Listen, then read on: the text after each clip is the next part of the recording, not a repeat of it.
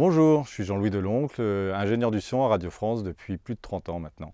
Mon job principalement à Radio France est fait de deux types de missions. Des missions plus légères comme les enregistrements dans les studios comme celui-ci, des missions de flux pour les chaînes et pour le podcast de Radio France.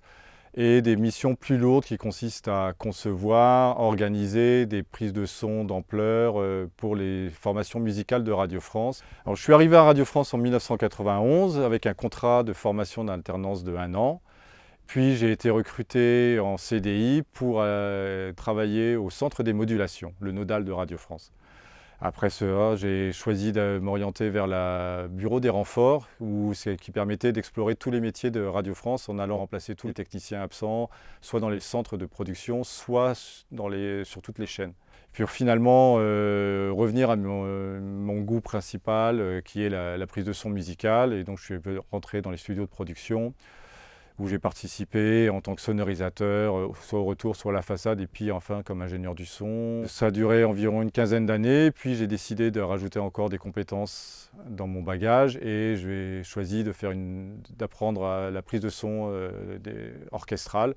Et donc c'est ce que je fais depuis une demi-douzaine d'années. Maintenant, je suis spécialisé dans la musique symphonique et dans l'opéra. Ce qui me plaît particulièrement dans ce que je fais à Radio France, c'est que ça me permet de conjuguer deux passions. D'abord une passion pour la musique et même pour toutes les musiques, parce que j'ai l'occasion de travailler sur énormément de styles musicaux différents, avec des techniques qui sont fondamentalement variées.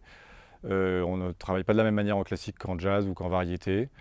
Et ça, c'est une grande chance en fait de pouvoir le faire dans une carrière. Et aussi, mon autre passion qui est la radio en général, le plaisir du direct, le fait de savoir que les auditeurs sont là, présents au moment où on ouvre un micro. Et également, ça amène énormément de variété dans le domaine de l'audio, au-delà même de la musique. Je pense beaucoup à la fiction et au podcast actuellement qui lui donne un nouvel essor.